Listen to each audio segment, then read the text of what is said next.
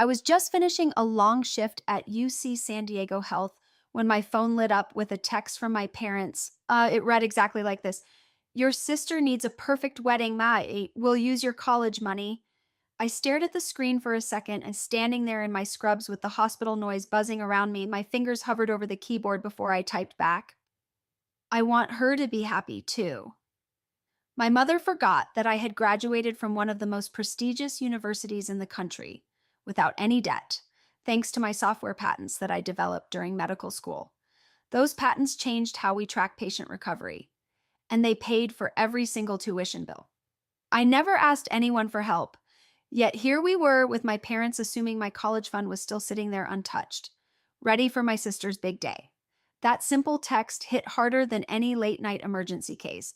It wasn't just about money. It was the quiet assumption that I would always step up, that my success meant I didn't need anything anymore.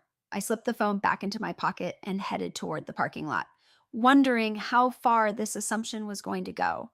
When my sister's wedding venue called the next morning to confirm a large payment from my trust account, that unexpected text made me look back on the way our family had always worked.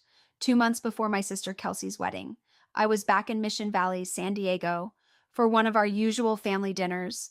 My mother, Susan, had spent the entire evening talking about Kelsey's big day as if it were the only thing that mattered. She listed every detail she wanted, from the ocean view ceremony to the imported flowers and the live band.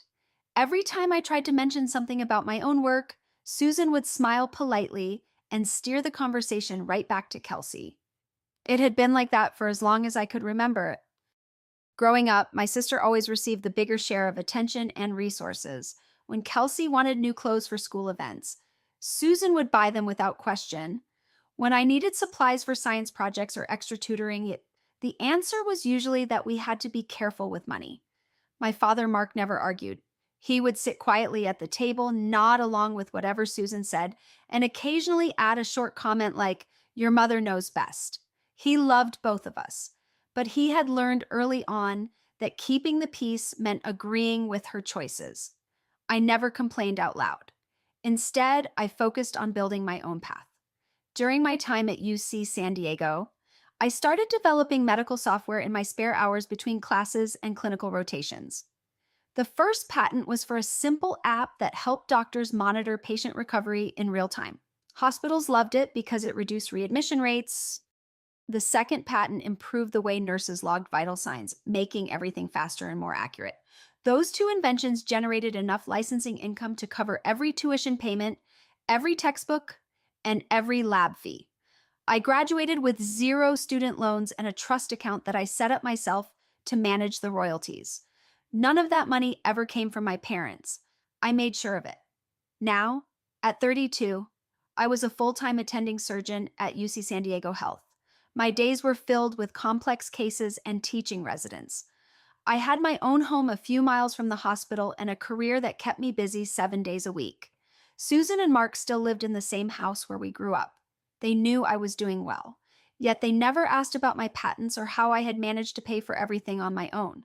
In their minds, my success simply meant I no longer needed family support, so any extra resources could go toward making Kelsey's life easier. That was the pattern they had followed for years. Kelsey was 4 years younger than me, and she had grown used to being the center of their world. She worked as a marketing coordinator downtown and was excited about starting a new chapter with her fiancé.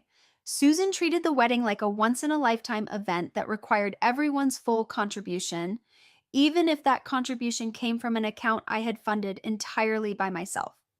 During that dinner, I listened while Susan described the venue she had chosen on the coast and the guest list that kept growing. Mark would glance at me once in a while, but he stayed silent. I kept my thoughts to myself, nodding at the right moments. Inside, I realized how deeply that old family dynamic still ran. My achievements had not changed their view of me as the one who could always handle things alone. They saw my independence as permission to focus everything on my sister. I finished my meal, helped clear the table, and drove home that night thinking about the quiet boundaries I had already set in my life. The royalties from those patents continued to grow steadily in my trust account, giving me options I had never discussed with them. Later that same evening, my phone vibrated on the kitchen counter while I unpacked my bag from the hospital. The message came from both my parents together. It said my sister needed a perfect wedding and they planned to use my college money to cover the costs. I read the words twice, standing there in the quiet of my apartment with the city lights visible through the window.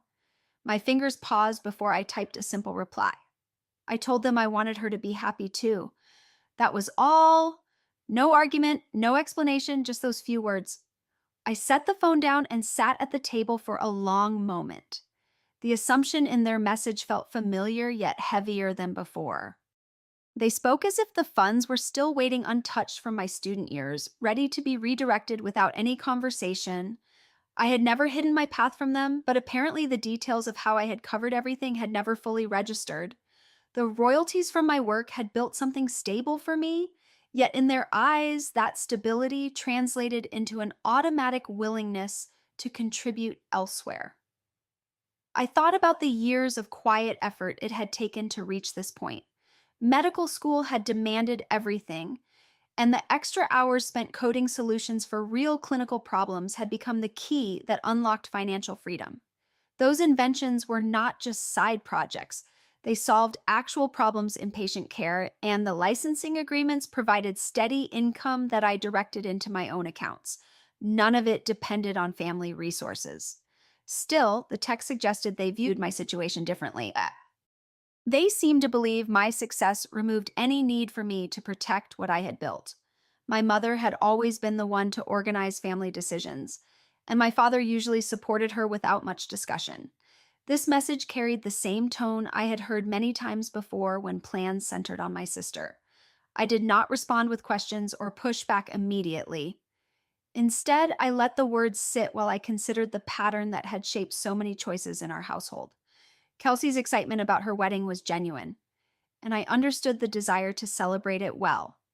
At the same time, I recognized that my own boundaries had grown firmer over time. The account they mentioned existed because of my decisions, not because of any leftover student fund. I moved through the rest of my evening routine, making dinner and reviewing patient notes from the day. The phone stayed silent after my short reply. No follow-up questions came, no request for confirmation about the details. That silence carried its own weight. It confirmed how naturally they expected the contribution without needing to discuss the source or the impact.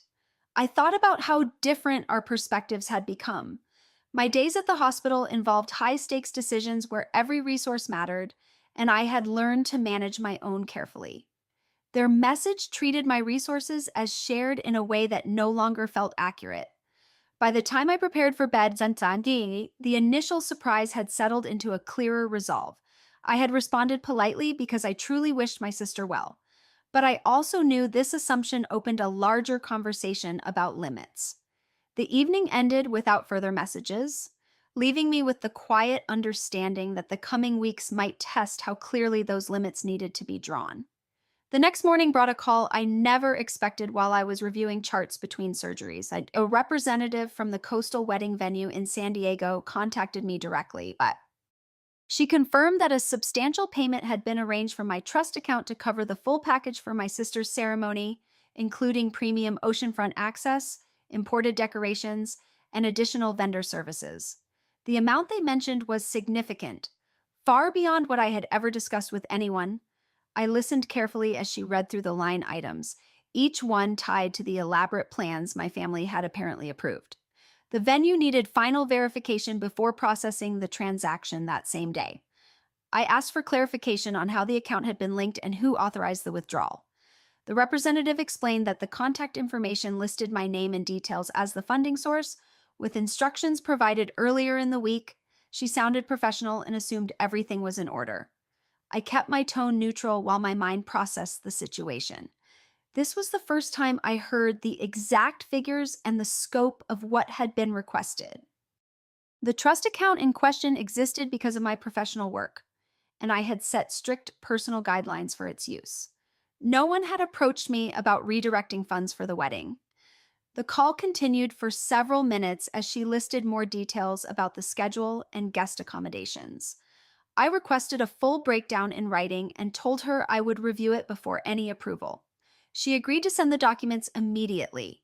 When I ended the call, I sat back in the quiet consultation room. The request represented a level of assumption I had not anticipated reaching this stage. My family had moved forward with arrangements that directly involved my resources without a prior conversation about availability or agreement. I thought about the practical realities of such a large commitment. Weddings in coastal California often carried high costs due to location and customization, but this went well beyond standard expectations. My own financial planning had always been separate and deliberate. The account was not a general family fund. It supported my long-term goals and provided security based on the innovations I had developed. Hearing the venue treat it as readily available highlighted a disconnect in how my contributions were perceived. Later that hour, I received the emailed documents and examined each line. The totals reflected choices that prioritized perfection over practicality. I noted the absence of any discussion about scaling back or alternative funding sources. This moment crystallized the need for clear communication. I prepared to address the issue directly with my family, knowing the response would shape the weeks ahead.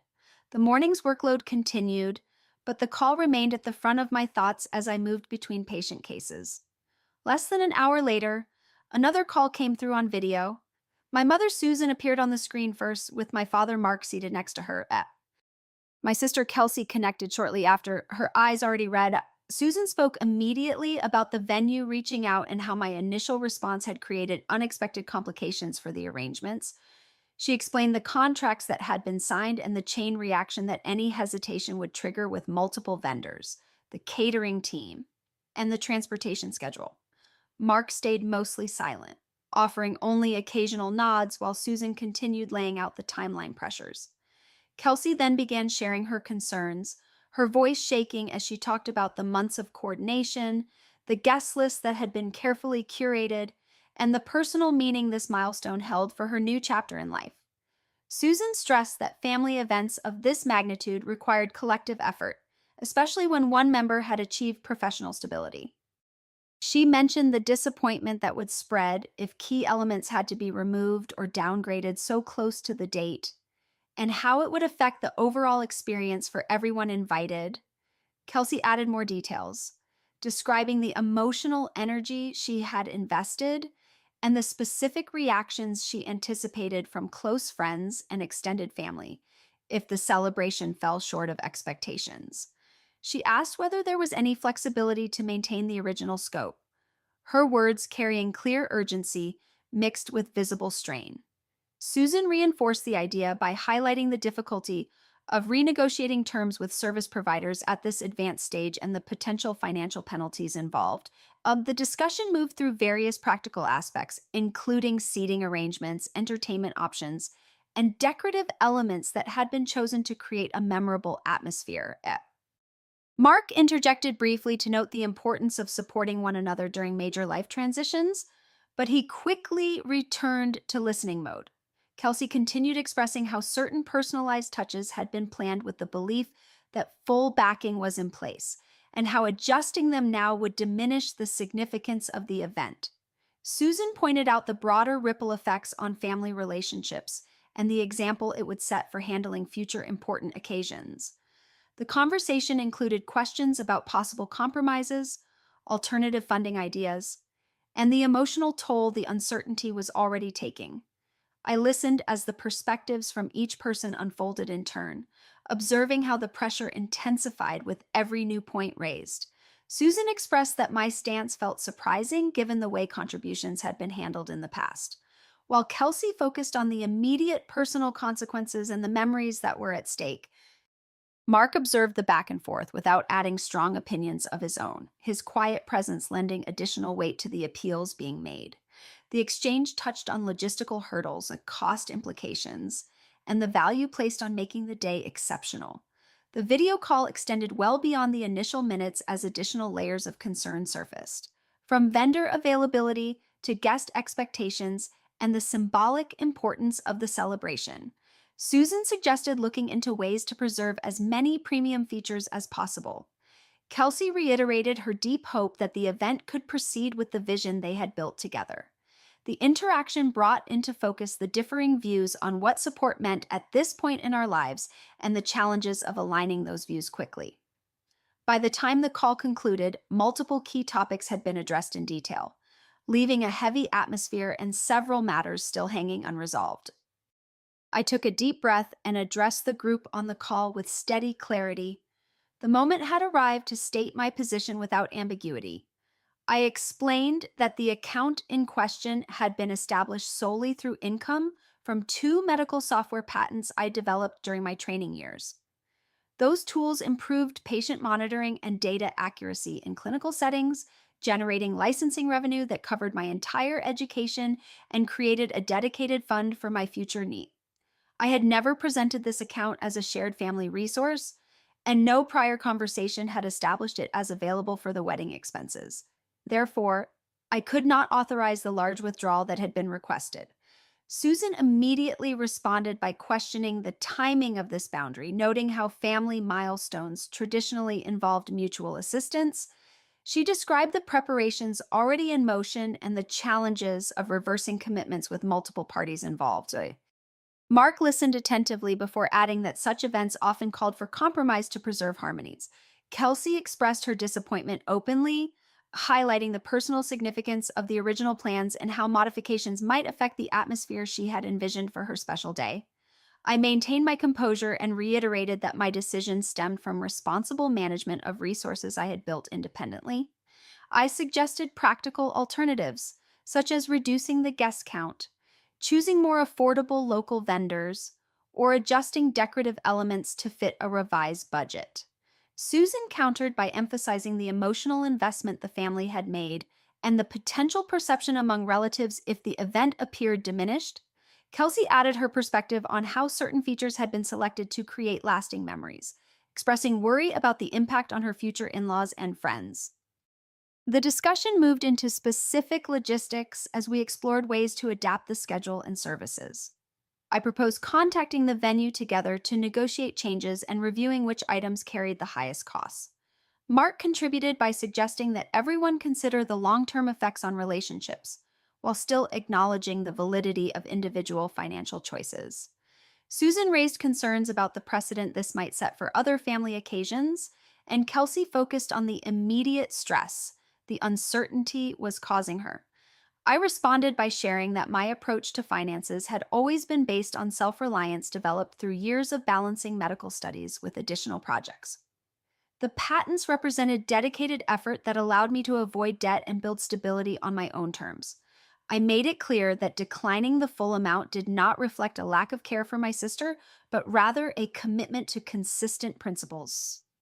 Susan asked whether partial support could be considered under certain conditions, and I replied that any assistance would require transparent planning rather than retrospective assumptions. As the conversation continued, we covered additional angles, including timeline adjustments and communication strategies with the service providers. Kelsey voiced more about the symbolic importance of the celebration, while Susan stressed the collective nature of family support during transitions. Mark observed the exchange and occasionally offered balanced observations to keep the tone constructive. I stayed focused on the facts surrounding the account's origin and my established boundaries, ensuring the explanation remained factual and forward-looking. The call revealed the depth of differing expectations within our family structure. Positions became more clearly defined as each person articulated their viewpoint.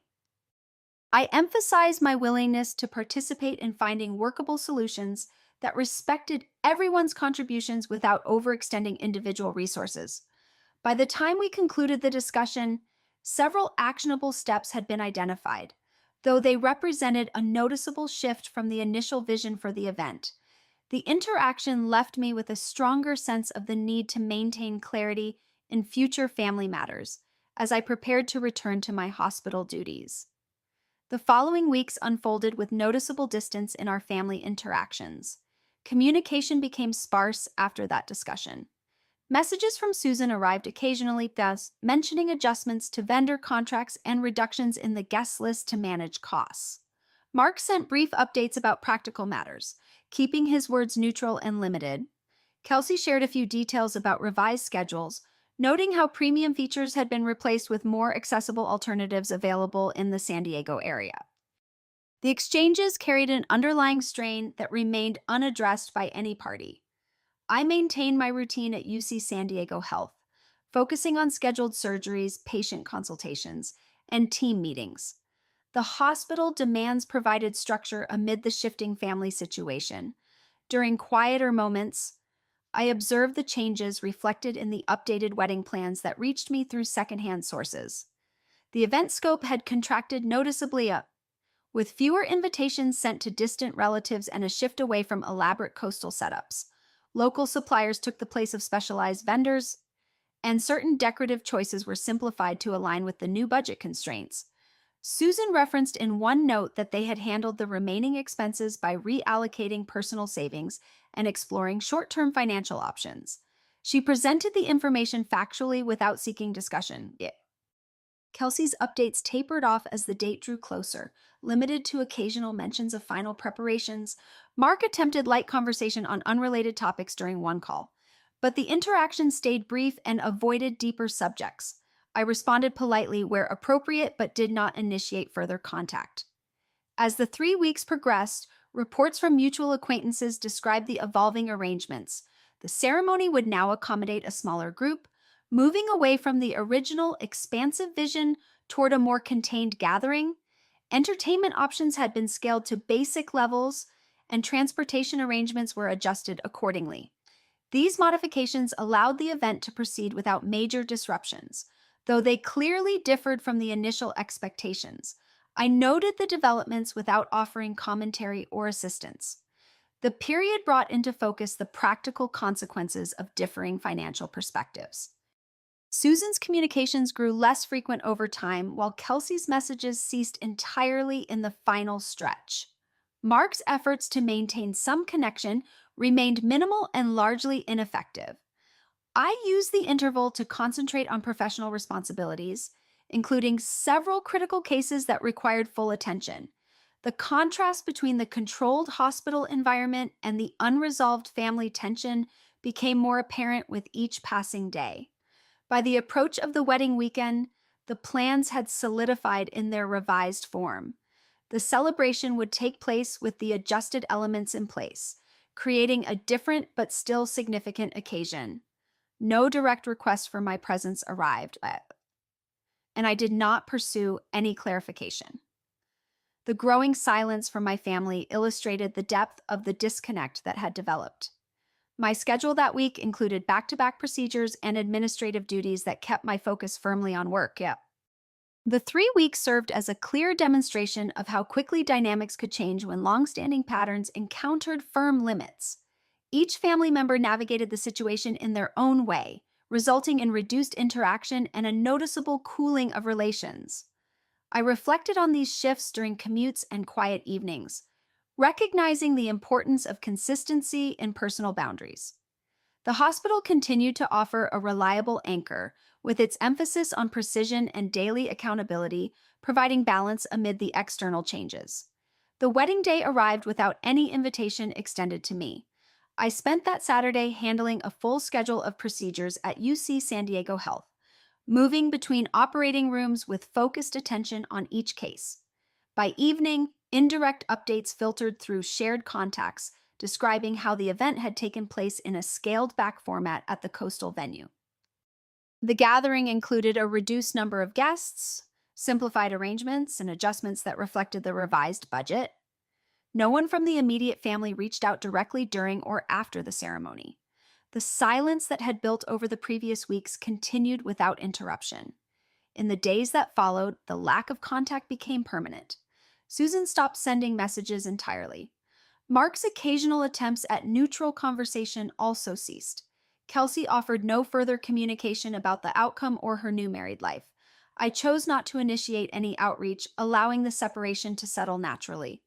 This complete break represented a deliberate shift rather than an impulsive reaction. The trust account remained untouched for its intended purposes, supporting my professional development and long-term security. For my parents, the consequences emerged gradually in practical terms. Now in their late 50s and early 60s, Susan and Mark faced retirement planning without the additional buffer they had anticipated from family resources. They relied more heavily on their own savings and pensions, making careful adjustments to daily expenses and healthcare costs common for their age group in California. Susan continued working part time longer than planned, while Mark handled more household responsibilities to stretch their budget. The absence of my previous quiet contributions highlighted the importance of independent financial strategies in later years.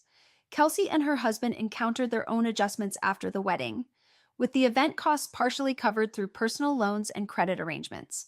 They began married life with a modest debt load that required careful monthly payments. This situation influenced their early decisions on housing and career moves, encouraging more pragmatic choices in the San Diego housing market. The experience prompted Kelsey to take on additional freelance work to accelerate repayment, demonstrating the real world impact of last minute financial recalibrations. I continued advancing in my surgical career, taking on more complex cases and mentoring residents at the hospital. The clarity gained from maintaining my boundaries allowed greater focus on patient care and professional growth. My days filled with meaningful work and the steady management of my own affairs, free from the weight of unspoken expectations. The separation, though difficult at first, created space for each person to address their responsibilities independently. This outcome illustrated a fundamental truth about family relationships in modern American life. When long held assumptions about shared resources collide with individual realities, clear limits become necessary for sustainable connections. Setting those boundaries does not eliminate care or affection, but protects the foundation each person has built through personal effort. In my case, the patents and career stability I developed provided independence that benefited everyone indirectly by modeling responsible decision making. Families often navigate similar tensions when success creates unequal perceptions of need.